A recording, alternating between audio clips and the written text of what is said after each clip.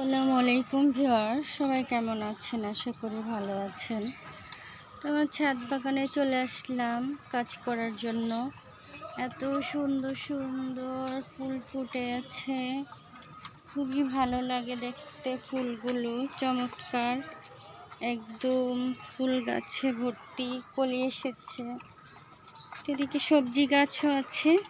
তো আজকে দেখাবো পোকার হাত থেকে কিভাবে সবজিগুলোকে রক্ষা করব। তো এই হলো, আজকে আমি ব্যাগিং করে দিয়েছি যাতে আমার করলা, তারপর ধুন্দুল, শীতকালীন সব সবজি ভালো থাকে। আর এদিকে হলো কবুতর খাবার খাচ্ছে, মাশাআল্লাহ বসে আছে।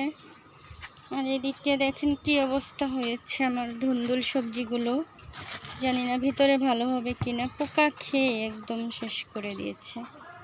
তো এই মাছি পোকার হাত থেকে রক্ষা করার জন্য এখন আমি ব্যাগিং করে দিয়েছি।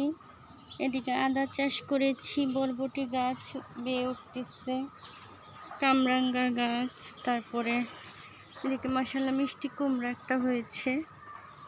তো এদিকে নানা রকম গাছপালা হচ্ছে, পোলাও পাতার গাছ, নানা রকম গাছ।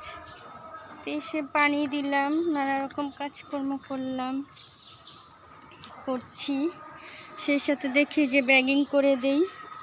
আর এই করলাগুলো একটু বড় হলে ব্যাগিং করে দিব। পোকার জন্য একদমই রাখাই যাচ্ছে না, খেয়ে ফেলছে। তো লেবু গাছেরও বাড়তি পরিচর্যা, এই যে কিচেন কম্পোস্ট দিয়ে দিয়েছি, প্রতিদিনই নিয়ে আসি দিয়ে দিই, গাছের বাড়তি পরিচর্যা হয়। তো এইভাবে গাছ শক্তি পায়। এদিকে মালবেরি ফল ধরে আছে। আর এটা হলো মালটা গাছ, মালটা গাছে সার দিতে হবে।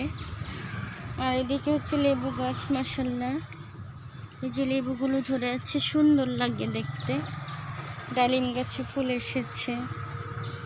এদিকে মরিচ গাছে মরিচ হয়েছে, মরিচটা পেরে নিব। আর এদিকে পানি দিচ্ছি। এদিকে চামড়া গাছ, এদিকে চারা লাগিয়ে দিয়েছি।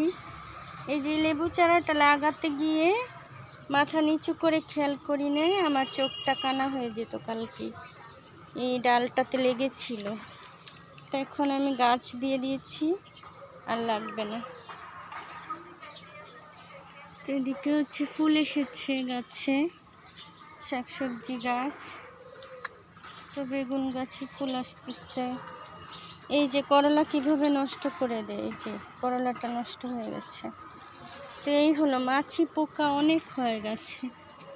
মাছি পোকার হাত থেকে রক্ষা করতে এই যে এখানে ধুন্দুল বেঁধে দিয়েছি, এখন আর মাছি পোকা খেতে পারবে না।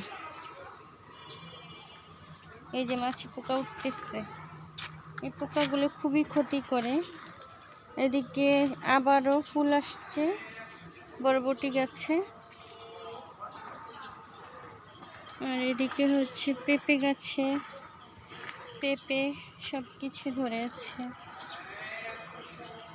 এদিকেও বেঁধে দিয়েছি, ব্যাগ বেঁধে দিলে নিশ্চিন্তে একদম সব কিছু হয়,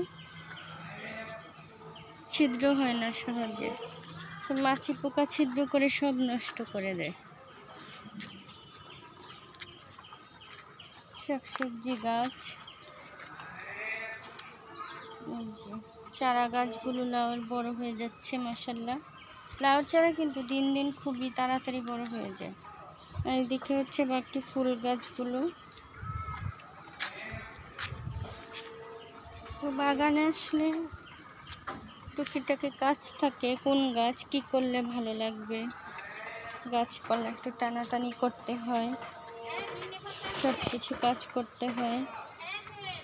তো ভালো থাকবেন সবাই, আজকে মতো বিদায় নিচ্ছি, আবার দেখা হবে নেক্সট ভিডিওতে। আল্লাহ হাফেজ, আসসালামু আলাইকুম, ভালো থাকবেন সবাই।